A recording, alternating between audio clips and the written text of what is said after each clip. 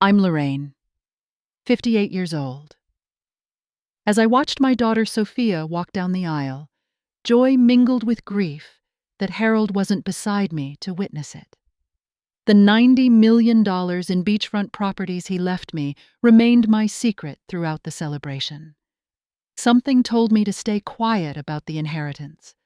Thank goodness I listened to that instinct, because just 1 week after the wedding, her new husband showed his true colors.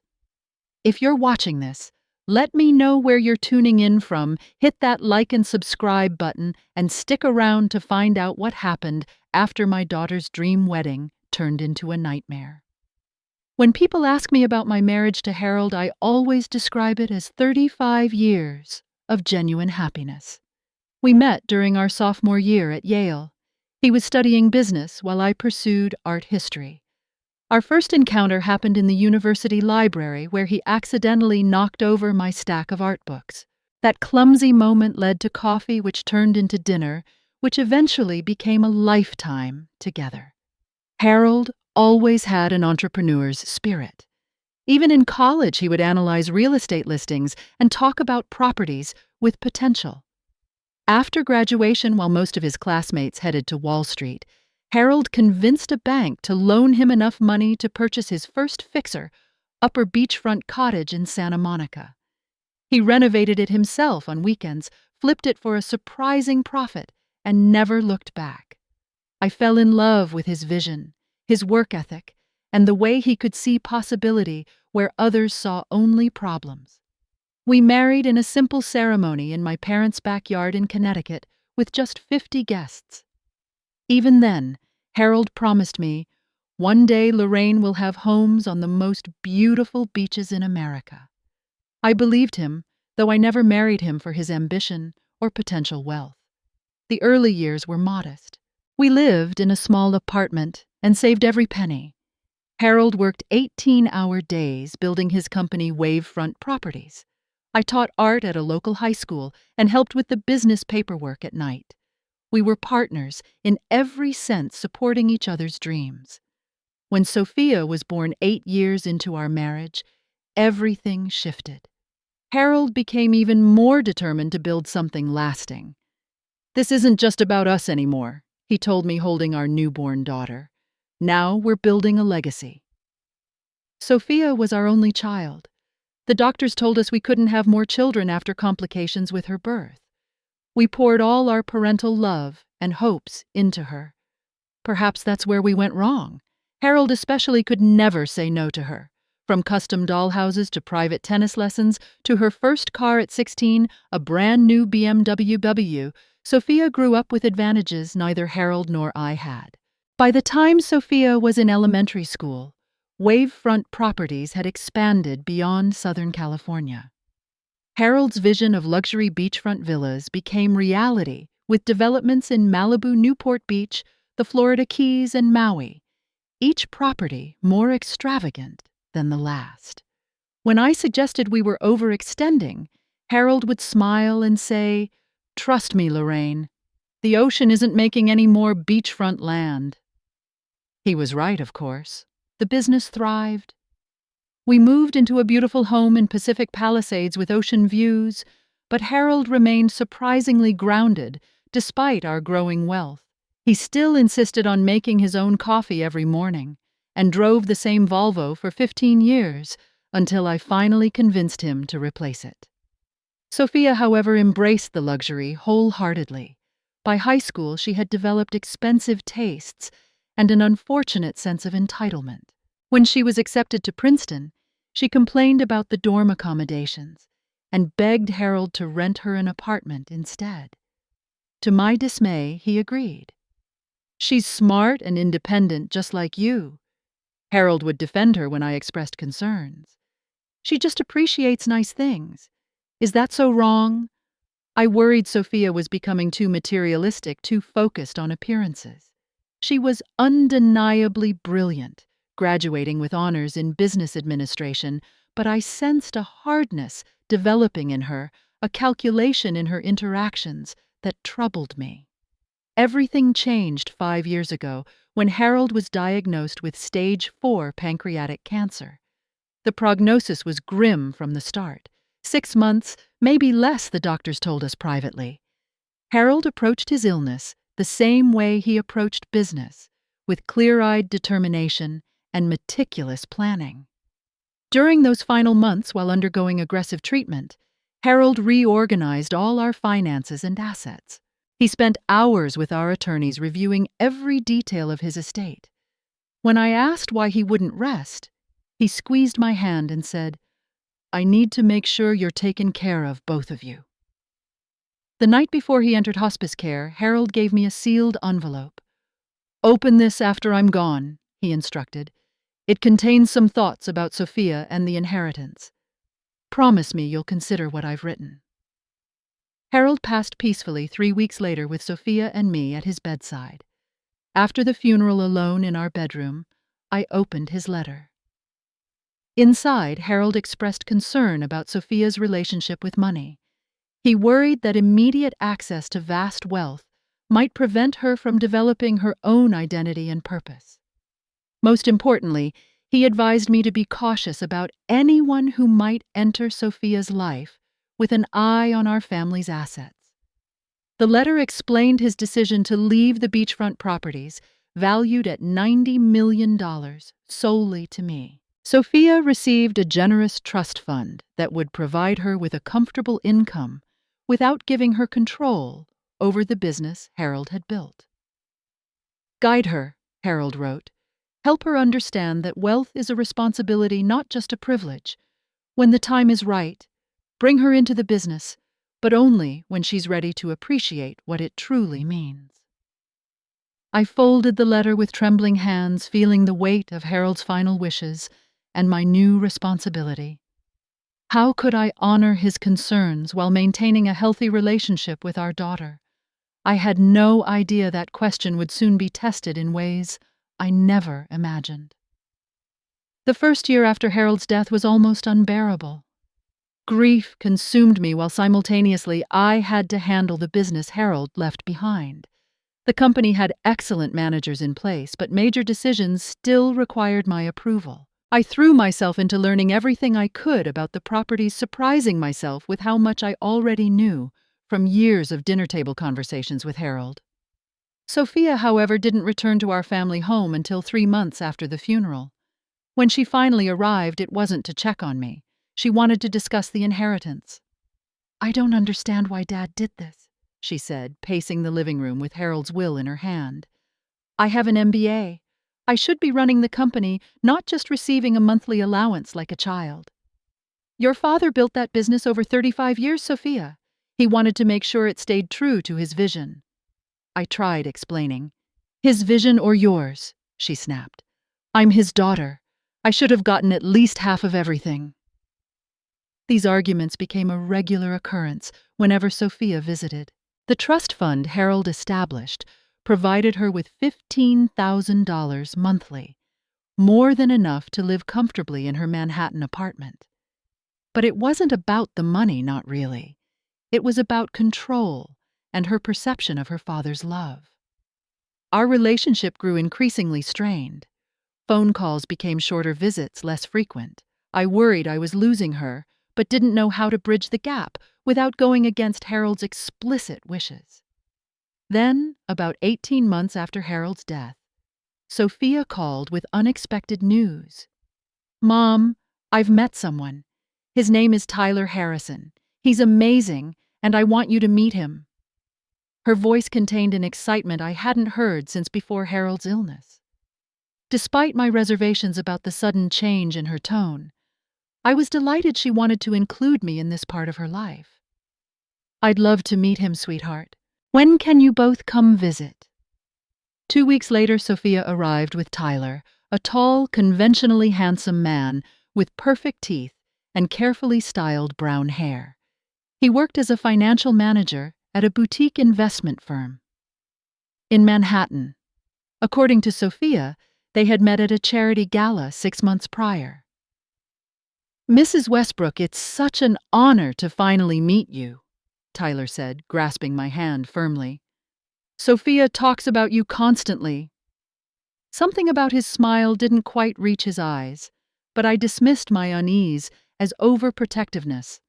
After all, no man would ever be good enough for my daughter in my eyes. During dinner, Tyler asked numerous questions about Harold's business. What properties were in the portfolio? How were they managed? Were we planning to sell any assets soon? His interest seemed excessive, especially for a first meeting. Enough business talk, I finally interrupted. Tell me about your family, Tyler. His background story sounded rehearsed. Parents divorced, father a doctor in Chicago, mother a teacher in Phoenix. Middle-class upbringing, worked his way through college with scholarships and part-time jobs, now making his mark in finance. All perfectly respectable, but something felt off. When they left the next morning, Sophia hugged me tighter than usual. "He's the one, Mom," she whispered. "I've never met anyone like him." 3 months later, Sophia called to announce their engagement.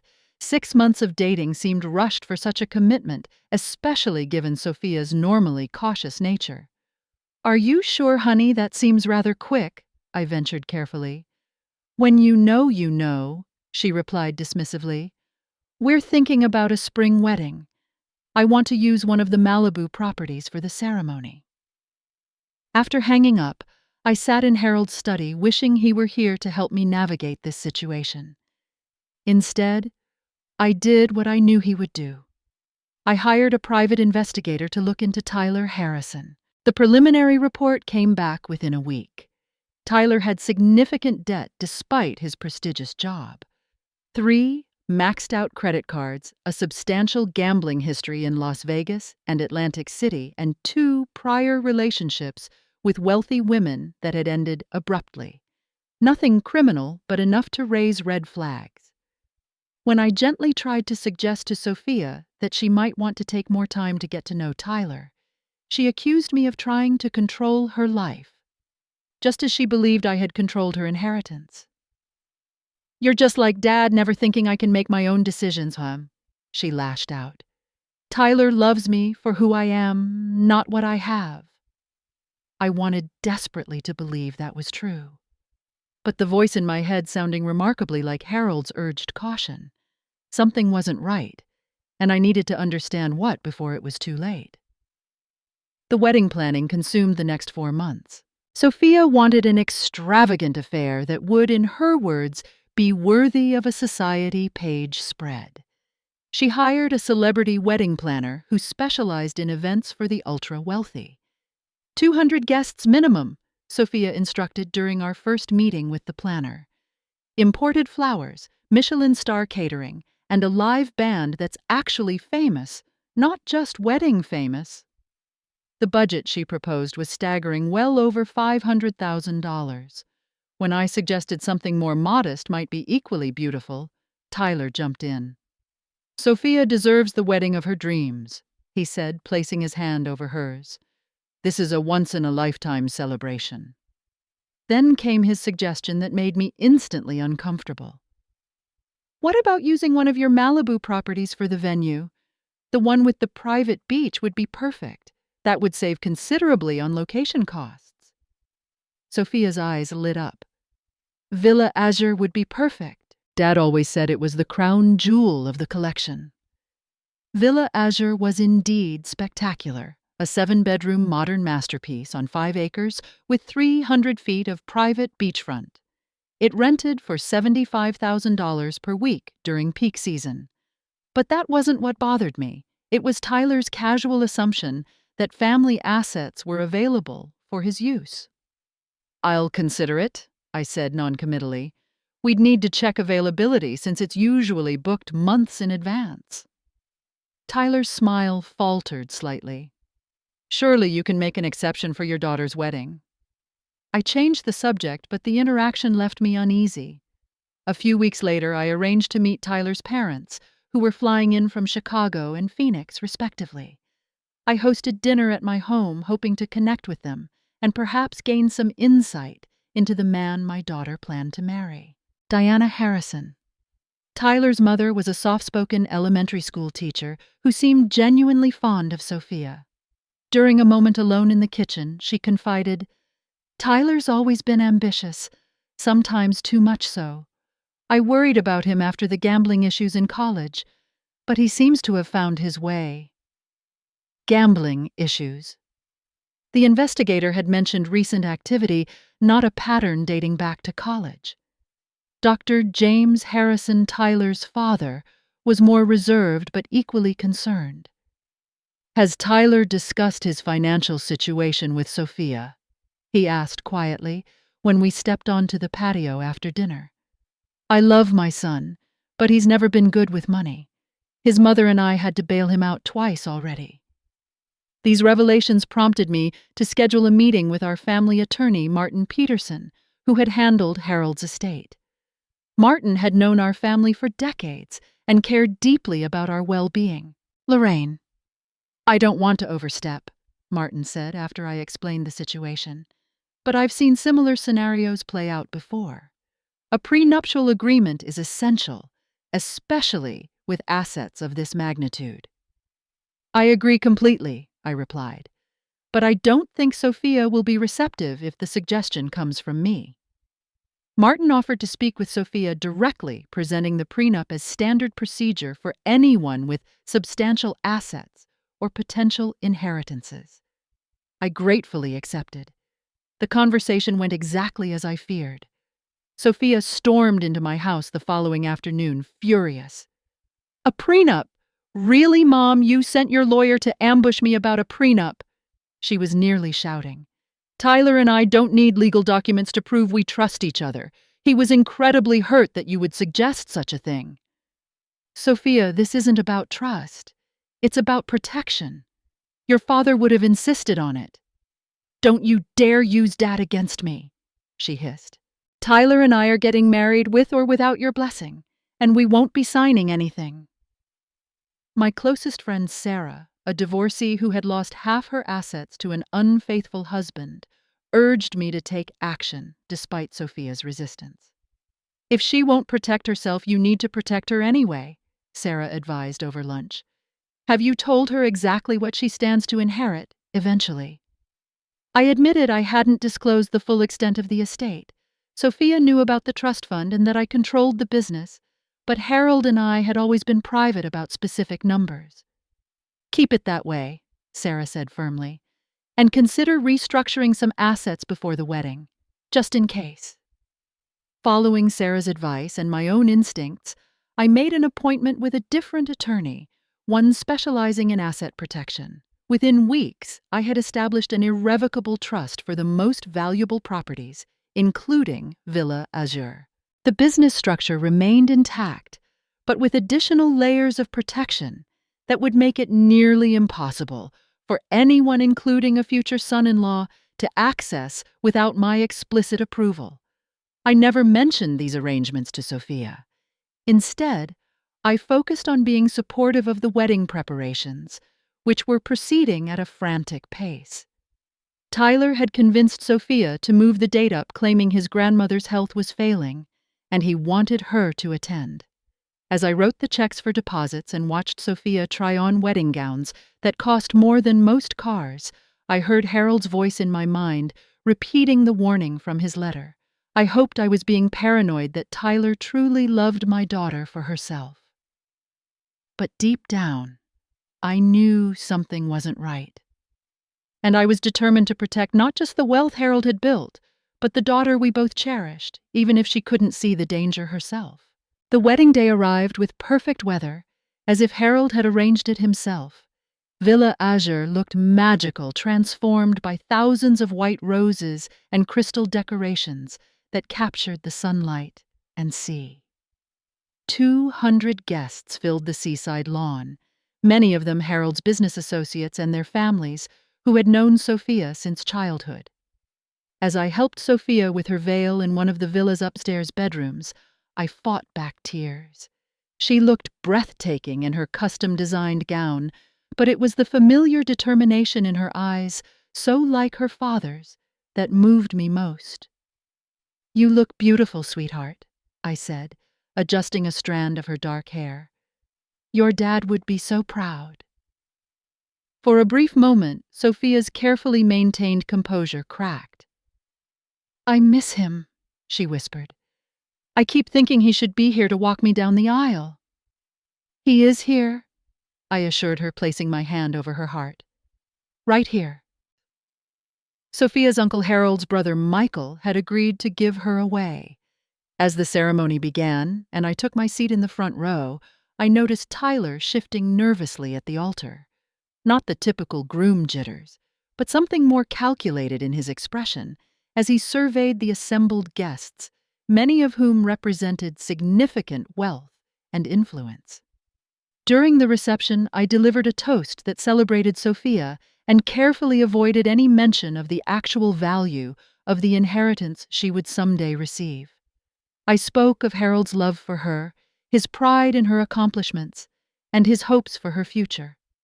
I welcomed Tyler to our family with warm words that cost me great effort to speak sincerely. To new beginnings and lasting happiness. I concluded raising my champagne glass while making eye contact with Tyler.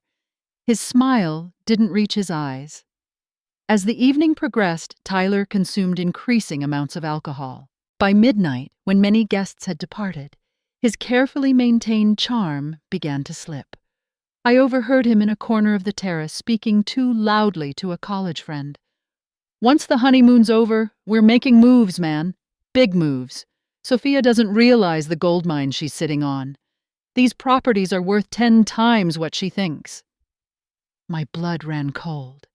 How would Tyler know what Sophia thought the properties were worth, unless they had discussed liquidating them? Later, as the last guests departed, a woman approached me near the gift table. She introduced herself as Amanda, a colleague of Tyler's from his previous firm. "Mrs. Westbrook, I debated whether to come tonight, but I felt I needed to meet you," she said quietly. "I dated Tyler briefly 2 years ago. There's something you should know." Amanda explained that Tyler had a pattern. He pursued wealthy women, especially those with family money or potential inheritances. Their relationship had ended when she discovered he was simultaneously dating a hotel heiress in Boston. "He has expensive tastes and even more expensive gambling habits," Amanda confided. "Please watch out for your daughter."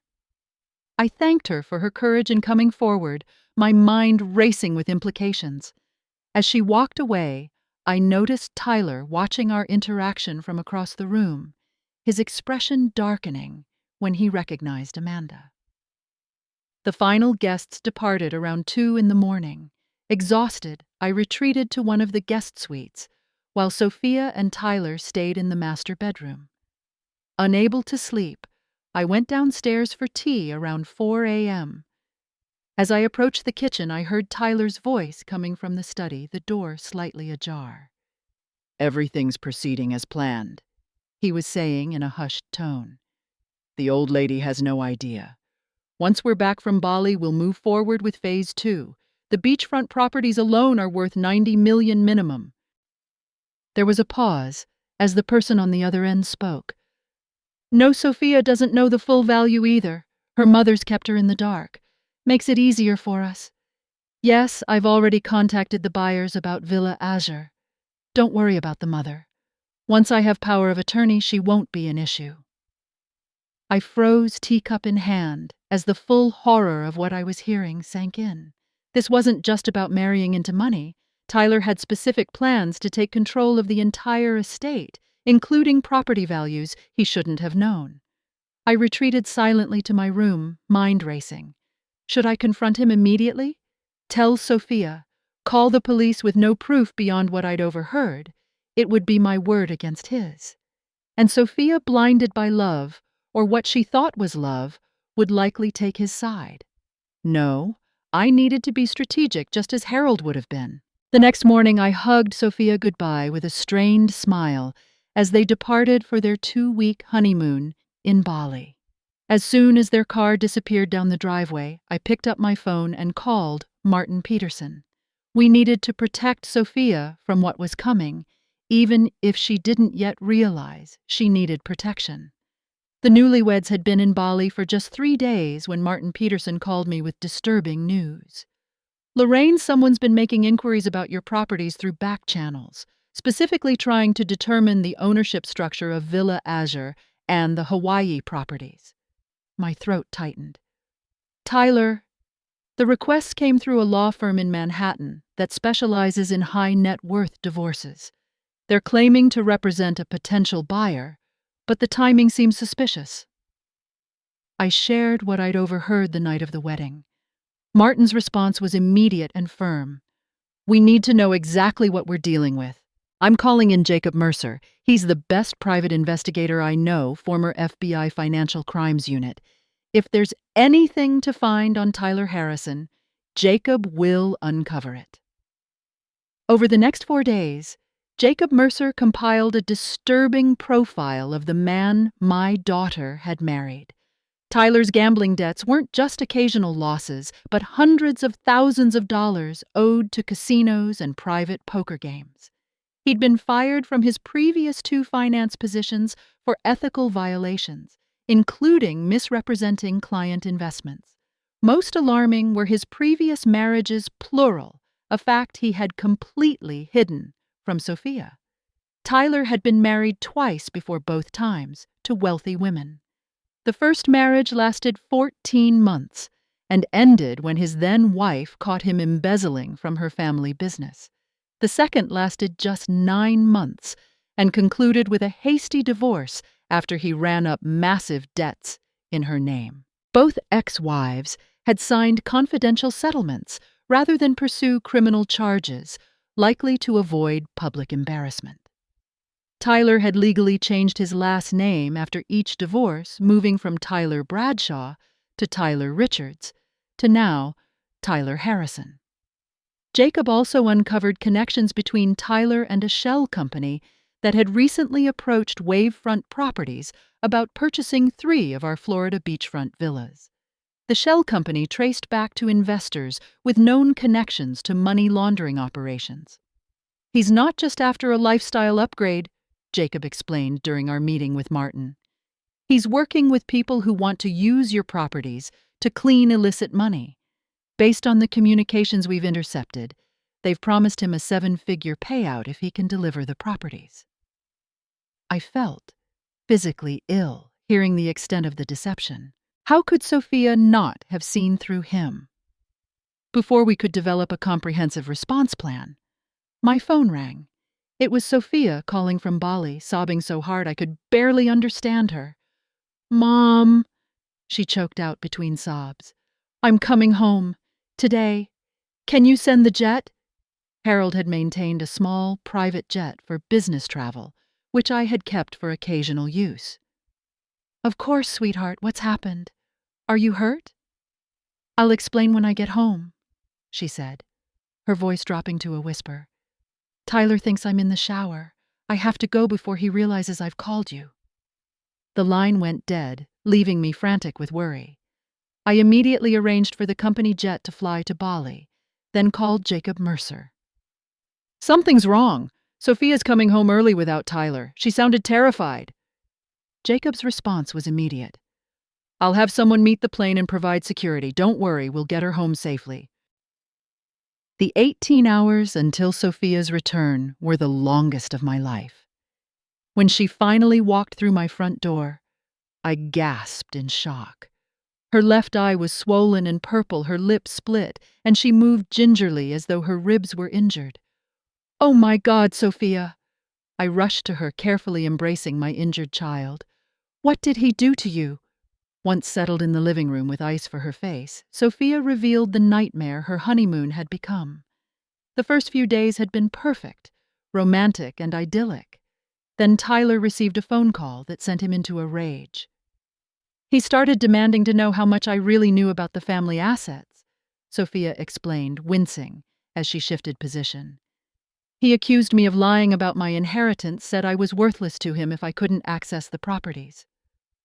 When Sophia confessed she didn't know the full extent of her father's estate because I controlled everything, Tyler became violent. He slapped her, then pushed her into a glass table when she tried to leave the villa. He kept saying I needed to call you to convince you to transfer at least 2 of the properties into my name immediately, she continued. tears streaming down her bruised face. When I refused, he took my phone and passport, said I wasn't leaving until I cooperated. Sophia had managed to escape only because Tyler passed out drunk. She retrieved her passport, used the hotel phone to book a flight to the main island, and took only her handbag as she fled in the middle of the night. "I was wrong about everything, Mom," she whispered. "About Tyler, about you, about Dad's decision with the inheritance. I'm so sorry." I held my daughter as she sobbed, my heart breaking for her pain, while simultaneously feeling a grim validation of my suspicions. Tyler had shown his true colors, but at a terrible cost to Sophia. While Sophia rested upstairs, I briefed Martin and Jacob on this new development. "We need to move quickly," Martin advised. "Tyler will realize his plan is falling apart. That makes him dangerous and unpredictable." Jacob's team discovered Tyler had already left Bali and was on a flight back to Los Angeles. More concerning, they found evidence he had attempted to remotely access my banking information using Sophia's laptop during the honeymoon. "He's getting desperate," Jacob warned. "People like Tyler don't just walk away when their plans collapse. Be prepared for him to try something rash." We didn't have to wait long. The following morning, as Sophia and I were speaking with a police officer about filing assault charges, the security system alerted us to someone at the gate. The security camera showed Tyler looking disheveled, but determined repeatedly, pressing the intercom button. "Mrs. Westbrook." His voice came through the speaker, artificially pleasant, despite the circumstances. "We need to talk about Sophia. She's confused and needs help. Please let me in so we can resolve this misunderstanding." The officer immediately radioed for backup while I responded through the intercom. "Tyler, Sophia doesn't want to see you. Please leave the property immediately." His facade cracked instantly. "You think you're so clever, don't you? Hiding the real value of those properties from your own daughter? I know everything, old woman. $90 million in beachfront real estate that should rightfully be half Sophia's." Sophia, standing beside me, looked stunned at the figure. "Mom, is that true? The properties are worth $90 million. I nodded grimly as Tyler continued his tirade through the intercom. "You owe me, Lorraine. I married your daughter. I deserve my share. If you don't let me in right now, I'll sue you both for fraud. I was deceived about the family assets before this marriage." At that moment, Jacob Mercer stepped forward with a small recorder. "Mrs. Westbrook, perhaps Mr. Harrison would be interested in hearing this before he makes legal threats." Jacob pressed play, and Tyler's own voice filled the room from the study at Villa Azure. "The old lady has no idea. Once we're back from Bali, we'll move forward with phase 2. Once I have power of attorney, she won't be an issue." The intercom went silent for several seconds. Then Tyler's voice returned, now cold with fury. "You recorded me. That's illegal. It won't stand up in court." "California is a two-party consent state for recordings," the police officer interjected. "But not when there's reasonable suspicion of criminal activity, which there clearly was. Sir, additional officers are arriving now. I suggest you cooperate fully." Through the security camera, we watched 2 police cruisers pull up to the gate. As officers approached him, Tyler made one last desperate appeal. "Sophia, baby, don't do this. We can work this out. I love you." My daughter stepped to the intercom, her injured face hardening with resolve. "No, Tyler, you never loved me. You loved what you thought I was worth. It's over." As the police took Tyler into custody for domestic assault with additional charges likely to follow once Jacob's evidence was processed, I put my arm around Sophia's shoulders. She leaned into me like she hadn't since she was a small child. "Dad was right," she whispered, "about everything." 6 months after Tyler's arrest, Sophia and I sat on the deck of our Maui property watching the sunset over the Pacific. Her physical injuries had healed completely, though the emotional scars would take much longer to fade. "I've been thinking about what Dad wrote in his letter to you," Sophia said, swirling her iced tea thoughtfully. about wealth being a responsibility, not just a privilege. I never really understood what he meant until now. The past half year had been a journey of healing and reconciliation for both of us. Immediately after Tyler's arrest, Sophia had insisted on pressing charges despite the publicity it might generate. "I won't let shame silence me," she had declared. "He needs to face consequences, and if my story helps other women recognize the warning signs, then something good can come from this mess." Tyler had eventually accepted a plea deal for the assault charges. The financial crimes investigation was ongoing, with the FBI now involved due to the money laundering connections Jacob had uncovered. Tyler's two previous wives had come forward after learning of his arrest, providing additional evidence of his pattern of fraud and abuse. The legal proceedings were stressful, but Sophia had shown remarkable resilience. She began seeing a therapist specializing in trauma and relationship abuse, attending sessions 3 times weekly, at first, then gradually reducing to once a week as she processed her experience. "The therapist says I was vulnerable because of losing Dad," Sophia reflected. Tyler recognized that grief and exploited it, presenting himself as everything I thought I needed right then. I reached over and squeezed her hand. "We all have blind spots, sweetheart. I'm just thankful you're safe now." In the aftermath of the failed marriage, Sophia had surprised me by asking to learn about the family business. "I want to understand what Dad built," she explained. "Not to take control, but to appreciate it properly." I started bringing her to board meetings, explaining Harold's vision for each property and the careful way he had structured the business. She absorbed everything with genuine interest, asking thoughtful questions and offering occasional insights that reminded me powerfully of her father. Perhaps the most significant healing came through our joint decision to establish the Harold Westbrook Foundation, dedicated to supporting survivors of domestic abuse and financial fraud. We committed $20 million from the estate to create safe housing, legal support, and career development opportunities for women rebuilding their lives after abusive relationships. "Mom," Sophia said now, turning to face me as the last rays of sunlight painted the sky in brilliant orange and pink. "I owe you an apology. A real one. Not just for Tyler, but for how I behaved after Dad died. I was so focused on what I thought I deserved that I couldn't see what Dad was actually trying to do for me." "Oh, sweetheart," I replied, my eyes filling with tears. "Your father and I made plenty of mistakes. We gave you everything except the understanding of what it means to earn something. That wasn't your fault." "Still," she insisted, "you were trying to protect me just as Dad asked you to. If you had told me about the $90 million value of the properties before the wedding, Tyler would have found a way to get his hands on at least some of it. Keeping me in the dark probably saved everything Dad worked for." I hadn't shown Sophia Harold's letter until after Tyler's arrest. When she finally read her father's words of caution and wisdom, she had wept for hours.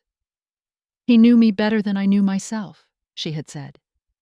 Now, as the first stars appeared in the darkening Hawaiian sky, I shared something I had been considering for months. "I've been talking with Martin about adjusting the estate plan," I told her. "I'd like to bring you into the business officially as the Vice President of Community Impact. You would oversee the foundation and help develop a philanthropy strategy for each property region. It would be a real role with real responsibilities, not just a title." Sophia's eyes widened. "Are you serious? You trust me with that after everything that happened? Your father always believed you had greatness in you, Sophia." "So do I. You've grown so much through this ordeal. Besides," I added with a small smile, "Harold's letter didn't say to keep you away from the business forever. Just until you were ready to appreciate what it truly means. I think you're getting there." That night I showed Sophia the full text of Harold's letter for the first time, including parts I had previously kept private. The final paragraph read, "Lorraine, my love. When the time comes that Sophia understands wealth is not about what you have, but about what you build and what you give, then you'll know she's ready. Our daughter has her mother's heart and her father's mind. Once she learns to use them together, there's nothing she won't be able to accomplish. As we implemented our new shared vision for Harold's legacy, Sophia proved her father right.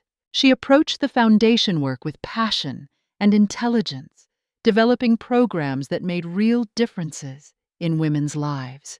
Under her guidance, we established scholarship funds, employment networks, and housing initiatives that expanded beyond our initial vision.